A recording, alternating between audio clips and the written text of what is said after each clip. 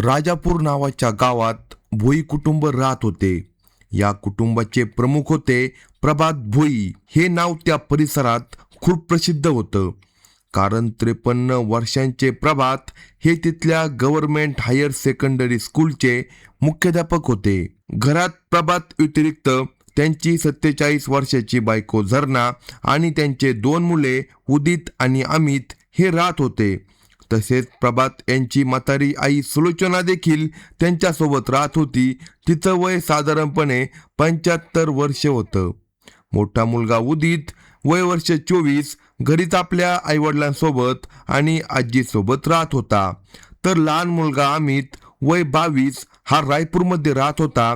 तो Pandit Jawaharlal Nehru memorial medical college रायपूरमधून MBBS म्हणजे डॉक्टरचे शिक्षण घेत होता. हे रायपूरमधील खूप नावाजलेले सरकारी कॉलेज होतं. घरात कोणत्याही गोष्टीची कमतरता नव्हती. एक आनंदी कुटुंब होतं. 2 मजली घराच्या बंगल्यात ते राहत होतं. आता येतो दिवस 12 मेचा. सकाळी सुमारे 10 वाजता भोई कुटुंबाचा मोठा मुलगा उदित सिंगोडा पोलीस स्टेशनमध्ये जातो आणि आपल्या कुटुंबाच्या बेपत्ता होण्याची तक्रार नोंदवतो.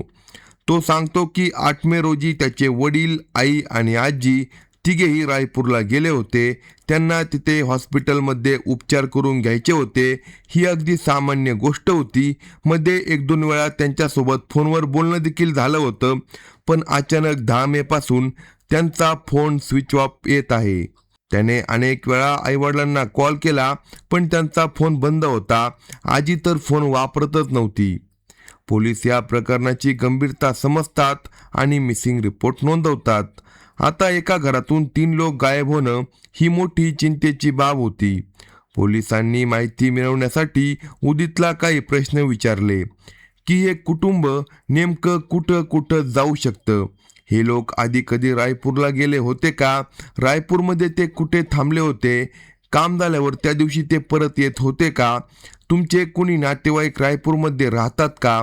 तुमच्या कुटुंबाचा कोणासोबत काही वाद किंवा भांडण झाले आहे का? पोलिसांना हेही कळालं की प्रभात भोई हे एका सरकारी शाळेत मुख्याध्यापक म्हणून काम करत होते. म्हणून त्यांच्या शाळेत काही समस्या आहे का? कोणत्या शिक्षक किंवा विद्यार्थ्यांच्या कुटुंबासोबत काही वाद झाला आहे का? हेही पोलिसांनी तपासायला सुरुवात केली. या कुटुंबाच्या गायब होण्यामागे जेवढ्या शक्यता होत्या त्या सगळ्या पोलिसांनी एक एक तपास करून पाहू लागले. या कुटुंबाचं घर गावात थोडं एकांतात होतं. इथे कोणाचंही घर त्यांच्या घराला लागून नव्हतं. आजूबाजूला शेती होती. पोलिसांनी शेजारी राहणाऱ्या लोकांकडे चौकशी सुरू केली. ही 12 मेच्या आसपासची गोष्ट आहे. कुणी गायब झाल्यानंतर जसा जसा वेळ जातो तशी तशी त्याला सापडण्याची शक्यता कमी होत जाते. जर कुणी घरातून पळून गेला असेल किंवा त्याचं अपहरण झालं असेल तर वेळेनुसार तो दूर जात राहतो. उदितच्या मते 8 मे रोजी त्याचे आई वडील आणि आजी घरातून गेले म्हणजे आधीच 4 दिवस झाले होते. पोलिसांच्या चौकशीमुळे शेजारच्यांना समजलं की भोई कुटुंबातील 3 लोक गायब झाले आहे. त्यांनाही आता लक्षात येऊ लागलं की गेल्या काही दिवसांपासून हे लोक दिसत नव्हते. नाहीतर घरचे प्रमुख प्रभात शाळेत येताना जाताना दिसायचे. त्यांची बायको आणि आईसोबत लोकांचं बोलणं होत असायचं. पोलिसांनी प्रभात यांच्या शाळेत जाऊन चौकशी केली. तिथं सगळं काही सामान्य होतं. प्रभात यांचा कोणासोबतही वाद नव्हता. तो साधा सरळ माणूस होता. तो रोज शाळेत यायचा आणि आपलं काम करायचा. 7 मेच्या रोजी देखील तो नेहमीप्रमाणे शाळेत गेला होता आणि संध्याकाळी घरी आला होता. पण त्यानंतर तो परत घरी आला नाही. ही गोष्टही पोलिसांच्या लक्षात आली की जेव्हा कधी सुट्टी घ्यायची असायची तेव्हा मुख्याध्यापक प्रभात आधीच माहिती द्यायचे की पुढच्या दिवशी ते शाळेत येणार नाही. आता कारण ही शाळा होती त्यामुळे इथं आधी कळवणं आवश्यक होतं. पूर्वी जर कधी प्रभात शाळेत आले नाही तर ते आधी सांगायचे, पण यावेळी मात्र त्यांनी कोणालाच काही सांगितलेलं नव्हतं. हे ऐकून पोलिसांच्या मनात थोडा संशय निर्माण होऊ लागला. प्रभात आपल्या बायको आणि आईला उपचारासाठी रायपूरला घेऊन गेले ही गोष्ट त्यांना आधीपासूनच माहिती असणार. मग त्यांनी शाळेतून सुट्टी का घेतली नाही? आधी आपल्या स्टाफला का कळवलं नाही? जर काही अचानक आपत्कालीन परिस्थितीमुळे रायपूरला जावं लागलं असतं तर शेजारच्यांना कळालं असतं की हे कुटुंब कुठेतरी जात आहे. ते चौकशी करताना आश्चर्यचकित झाले नसते की कुटुंब गायब झालं आहे. आता हळूहळू 3-4 दिवस निघून जातात. दरम्यान 16 मे रोजी एका युवतीने पोलिसांना फोन केला. तो माणूस खूप घाबरलेला आणि घाईत वाटत होता. त्याने पोलिसांना विनंती केली, लवकर या पत्त्यावर या. पोलीस देखील तात्काळ त्या ठिकाणी पोहोचले. तेव्हा समजलं की घर तर प्रभात भोई यांचं आहे. त्यांचा लहान मुलगा जो रायपूरमध्ये डॉक्टरकीचे MBBS करत होता, अमित भोई, त्याने पुटका गावात येऊन पोलिसांना फोन केला होता. अमितच्या बोलवण्यानुसार जेव्हा सिंगोडा पोलीस त्या घरी पोहोचले तेव्हा त्यांनी पाहिलं की घराच्या भिंतीवर आणि जमिनीवर रक्ताचे डाग आहे. काही डाग स्पष्ट दिसत होते तर काही पुसण्याचा प्रयत्न केलेले दिसत होते. पोलिसांनी त्वरित फॉरेन्सिक टीमला घटनास्थळी बोलावलं. अमित सांगतो की तो आजच आपल्या घरी आला आहे. त्याचा त्याच्या कुटुंबासोबत संपर्क होत नव्हता. 8 मेच्या आसपास वडिलांसोबत मेसेजवर बोलणं झालं होतं. त्याने सांगितलं होतं की ते रायपूरला आले आहे आणि हॉस्पिटलमध्ये उपचार सुरू आहे, काळजीची काही गरज नाही. पण हळूहळू त्यांचे मेसेज येणे बंद झाले. कॉल केल्यावर फोन स्विच ऑफ येत होता. शेजारच्यांकडून समजलं की आई वडील आणि आजी गायब आहे. त्यानंतर अमितने आपल्या मोठ्या भावाला म्हणजे उदितला फोन केला, पण तोही काही नीट सांगू शकत नव्हता. म्हणून अमितला स्वतः इथं यावं लागलं. तो जेव्हा आला तेव्हा त्यानं पाहिलं की घराला कुलूप लावलं आहे. त्याला वाटलं की कदाचित मोठा भाऊ कुठेतरी गेला असेल. मग तो गावात थोड्या अंतरावर असलेल्या आपल्या काकांच्या घरी गेला. काकांकडून त्याला या प्रकरणाची गंभीरता समजली. त्यांनी सांगितलं की पोलीस आले होते आणि सगळी चौकशी झाली आहे. त्यानंतर अमित थांबू शकला नाही. मोठ्या भावाची वाट पाहण्याऐवजी त्याने स्वतःच घरात जाण्याचा निर्णय घेतला. तो काकांच्या मदतीने मागील भिंतीवरून उडी मारून आतमध्ये गेला. त्या बाजूला अंगणासारखा भाग होता किंवा घराच्या मागे एक छोटं गार्डन होतं. तिथे अमितला राखेचा एक ढीग दिसला. जमिनीवर काहीतरी जाळ्याचे चिन्हही दिसले. जेव्हा तो राखेच्या ढिगाजवळ गेला आणि थोडं बाजूला करून पाहिलं तेव्हा त्याला तिथे अनेक हाडं दिसली. जणू इथे काहीतरी जाळलं गेलं होतं, एखादा प्राणी किंवा माणूस. पण हे पाहता ते प्राण्यांचे अवशेष वाटत नव्हते. त्यानंतर अमित कसाबसा घराच्या आत गेला. घरात प्रवेश करताच त्याला हॉलमध्ये रक्ताचे डाग दिसले. आईवडिलांच्या बेडरूममध्ये तर अजूनच जास्त रक्ताचे डाग होते. भिंतीवर, बेडवर, आजूबाजूच्या वस्तूंवर, अगदी बाथरूममध्ये देखील रक्ताचे डाग होते. हे सगळं पाहून अमित खूप घाबरला. त्याच्या मनात वाईट वाईट विचार येऊ लागले आणि त्यानंतर त्याने पोलिसांना फोन करून घरी बोलावलं.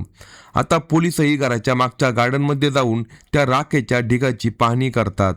त्यांनाही संशय येऊ लागतो की हे मानवी हाडांचे अवशेष तर नाही ना. थोड्याच वेळात forensic team, medical officer, executive magistrate, पोलिसांचे उच्च अधिकारी आणि डॉग स्क्वॉड सगळे घटनास्थळी पोहोचतात. संपूर्ण घराची तपासणी केली जाते. पाहताना असं स्पष्ट दिसत होतं की इथे काहीतरी गंभीर घटना घडली आहे. ज्यावेळी अमित घरी आला आणि पोलीस आले त्यावेळी मोठा भाऊ उदित मात्र घरी नव्हता. घरातून फॉरेन्सिक सॅम्पल गोळा केले जाऊ लागले. गार्डनमधून जळलेल्या अवशेषांना ताब्यात घेतलं गेलं. आता एका घरातून 3 लोक गायब आहे आणि त्याच घरात रक्ताचे डाग, जळलेली हाडं सापडत होती. हे सगळं नक्की कोणत्या दिशेने इशारा करत होतं, तुम्ही स्वतः विचार करू शकता. हळूहळू हा मामला संपूर्ण जिल्ह्यात पसरला. लोकांमध्ये भीतीचं वातावरण निर्माण झालं. राजकारणी लोकसुद्धा यावर बोलू लागले. मोठा मुलगा उदितने आपल्या आईवडील आणि आजीच्या गायब होण्याची तक्रार दिली होती. पण आता ही केस मिसिंग पासून मर्डर केसकडे वळताना दिसत होती. सिंगोडा पोलीस स्टेशनचे अधिकारी आणि सायबर सेल यांनी एकत्र येऊन एक टीम तयार करण्यात आली.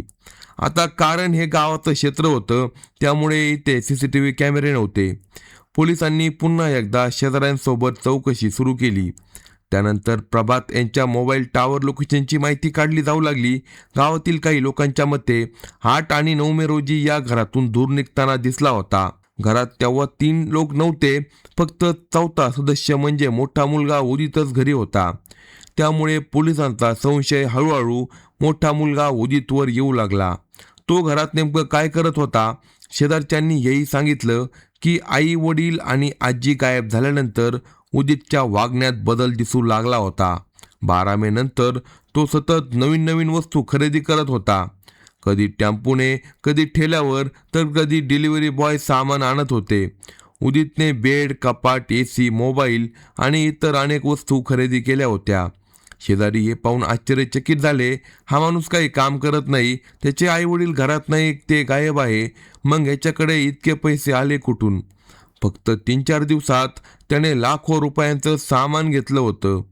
त्यानंतर शेजारच्यांनी लहान मुलगा अमितला फोन करून सगळी माहिती दिली की तुमची आई वडील आणि आजी गायब आहे आणि तुमचा मोठा भाऊ सतत खर्च करत आहे.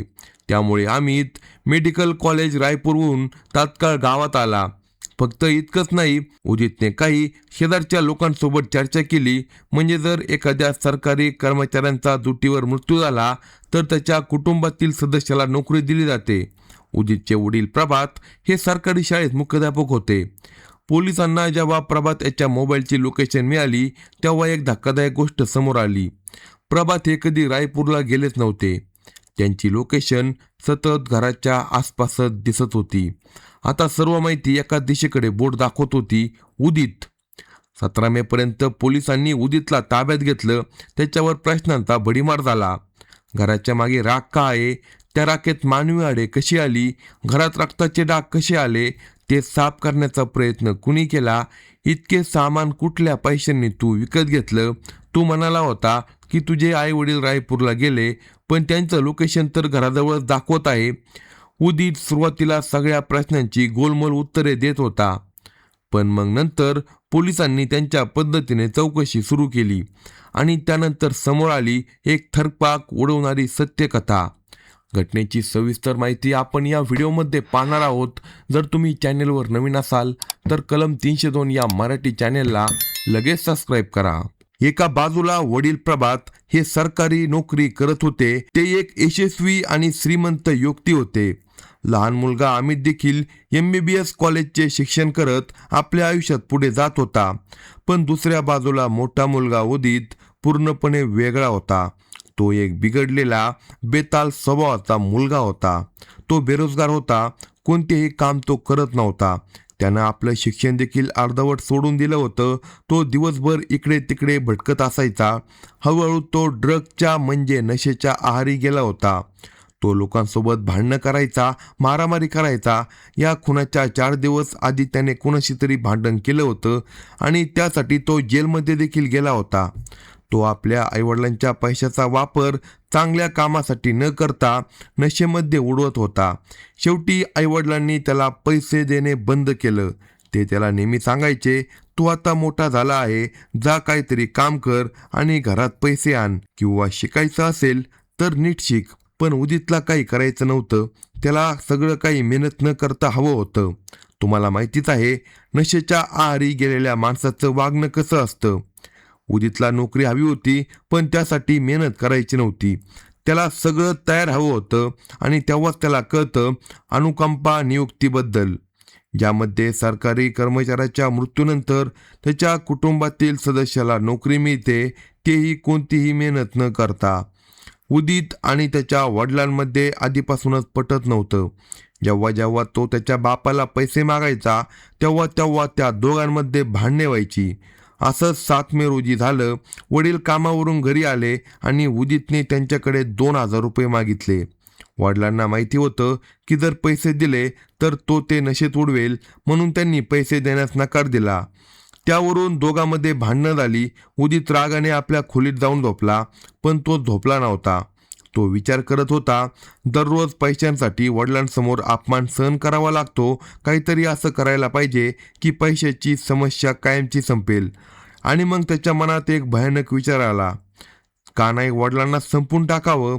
मग त्याने विचार केला, घरात आई आणि आजी आहे, मग त्यांना देखील संपवावं लागेल. त्यानंतर त्याला कुणी देखील थांबवणार नाही. वडिलांचे सगळे पैसे त्याचे होतील आणि अनुकंपा नियुक्तीमुळे त्याला सरकारी नोकरी देखील मिळेल.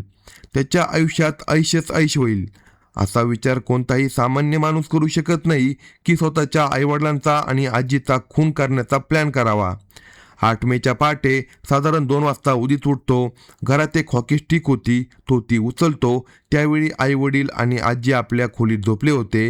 हॉकी स्टिक घेऊन उदित आपल्या आईवडिलांच्या खोलीत जातो आणि झोपलेल्या वडिलांच्या डोक्यावर जोरजोरात वार करू लागतो.